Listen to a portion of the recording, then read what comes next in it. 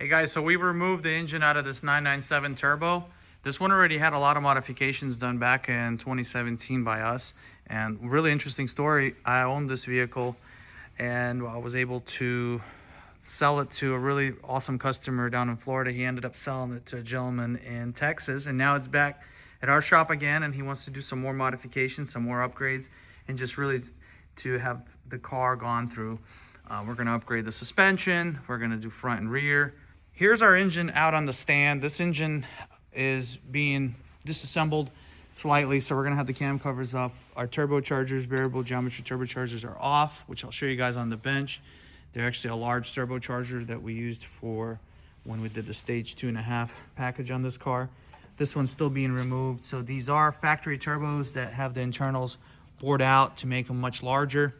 So the inducer, which is going to be the compressor side, it's going to be right at 60 plus millimeters, and then we have the 52 millimeter exducer versus the stock ones are going to be on the compressor side around a 50 millimeter. So here is going to be what we're going to do. The cams are going to get pinned. The coolant fittings, that's already been done when we first originally did the work on this car. So now that we're removing it, the turbo lines are still fine too. We had to replace these. Now the rubber portions of the turbo lines, they tend to have issues, and it will actually bust in this area where it's really hard to see, and you'll start having a coolant leak. This is where the turbocharger lines like to break. So pretty much from metal, they go into this rubber. Now this is a breather that goes to the oil tank, but the coolant ones that actually cool the turbochargers suffer from failure due to time. But we got to remember, these things are almost 20 years old now. They're still pretty reliable. There's really no problems with these. Here's the oil line. This one goes from where, this pretty much gets fed in. And then here's our oil line. This one is fully solid. We don't have any problems out of those ever. But the rollers are still original as we replace it. The thermostat's still original. The water pump thermostat are from back in the day. You can actually still see our markings when we did the work. So pretty cool to get it back. We got our IPD Plenum that we used. And the car, it's been solid. The coils are the smaller design. We are going to update the coils to the larger ones, and we're going to use a special little button screws because the variable geometry turbochargers, the actual adjuster portion of it, won't let you put the screw. So what we're seeing is guys are replacing these and they're not putting the screw in. That's a big no. Don't do that. And of course we're going to upgrade some spark plugs and get this thing back on the road. But this will be a 93 pump and E85 car on a switch. Here's the VGT turbocharger on the ground. As you can see, that exducer is huge on the compressor side, and yeah, it measures 52.78. Pretty radical. Here's the exhaust. This is the M&M race exhaust with the valves. Pretty awesome exhaust system. Sounds really good. No drone. So everything else gets reused. So this is why it's nice that everything was upgraded, including the headers back in the day, and they're still in perfect shape. So the only real reason we're removing it is because things just need to be fixed on this car due to time and miles. Like our bump stop is completely gone. It's just deteriorated. So over time things deteriorate. So we go through them. It's going to get a really nice ride height modification to a 0.8 drop, which is pretty much European drop on the car, and it's going to have a special B8 strut shock setup. And everything on the car, even the brakes, are still in really nice shape. This car has 76,000 miles, but it really doesn't need anything else. It just has all the original components that are in perfect shape. Most turbo owners take care of their cars really well, and these are not the same as your Carreras and your S's. I know that I've said this already, mentioned many times in our videos, but this is a completely different animal. It's a Mezger car. It's not your typical M97 engine that is known for like IMS. It doesn't have none of that in here. The clear giveaways, when you have a case halves that look like this, it's a Mezger. So the GT2s ran this engine all the way up 2011, and then the Cup cars had this engine up to 2018, which was pretty cool. But yeah, we're still running the stock intakes. They're still pretty fine. Unless this engine gets built internally, you're really going to be fine with this setup. But I know some of you guys will ask, okay, what do we do once the engine's out? Well, here's what we do. We upgrade, we pin the coolant fittings. We don't weld them. There's a lot of videos. The reason why we don't weld them is because the welds are fine if you do it properly. However, because of the porous aluminum, the gases that are trapped when these aluminum fittings are welded create pinholes. And we've had some literally with the weld being here and it would be leaking right next to it. No weld, none of that. So there's a couple videos that I have showing that, and this is why we don't weld them.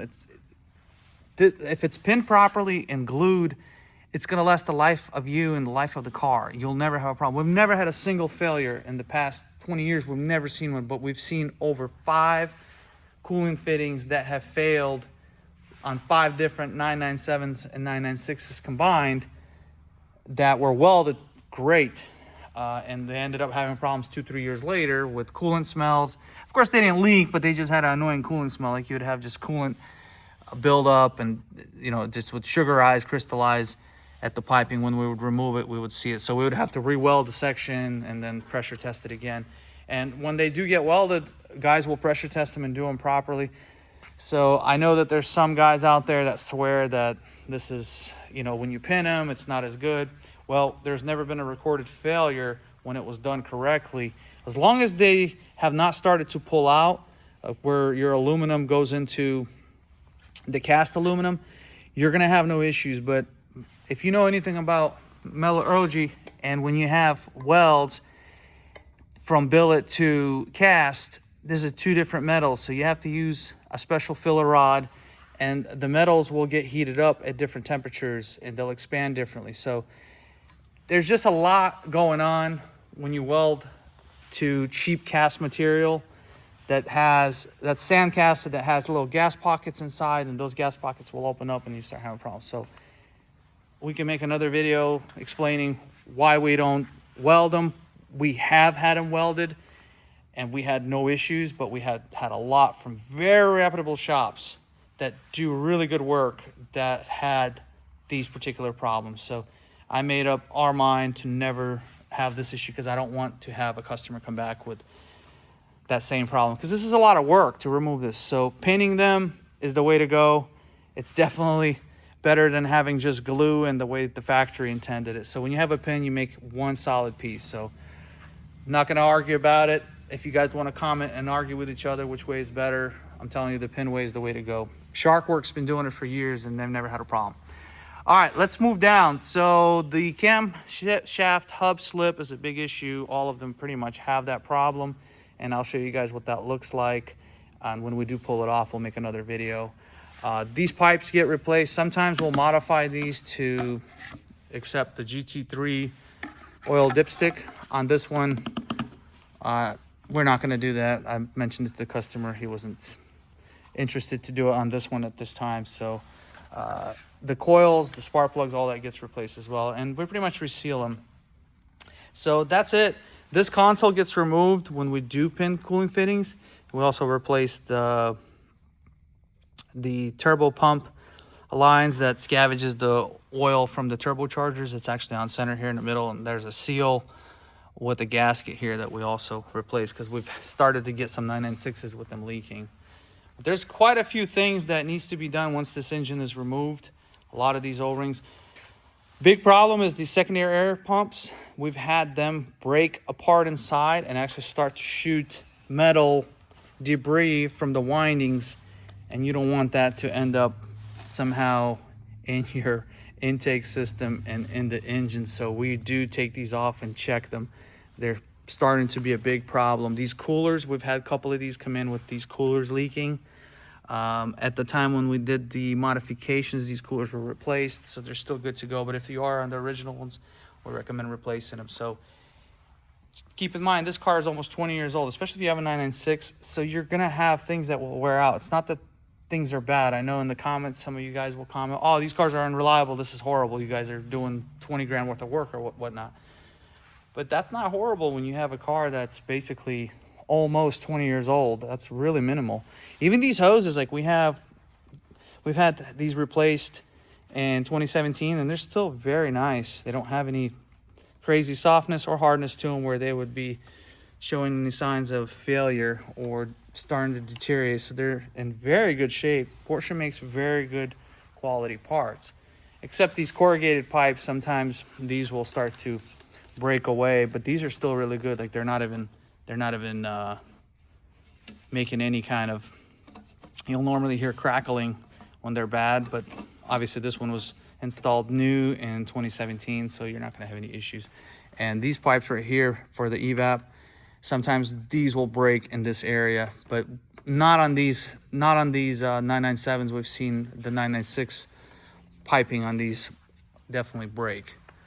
So when you have it apart, you pretty much want to tackle all your coolant fittings, your camshaft hub slip on the 997. On the 996, you have O-rings that deteriorate and will also cause camshaft codes if that does happen. And then of course we'll reseal the turbos, the lines, and quite a few things we do on this car once the engine is out. And then once you put it back together, you're good for another 10 years. And you won't have any leaks unless something breaks or you just push your car over the limit and damage something. So that's what it takes to do when you have your engine out. So if you do have a Mezger and you're trying to modify it, make sure this stuff has been done. You don't want to push it to the max at all, but definitely don't want to push the car if you don't have your coolant fittings pinned or welded, because you're just asking for trouble and you don't want to grenade your engine. So underneath, that's what that looks like here. The header is going to come off, the turbocharger is going to come off, and then we're going to remove the covers here and get this thing done.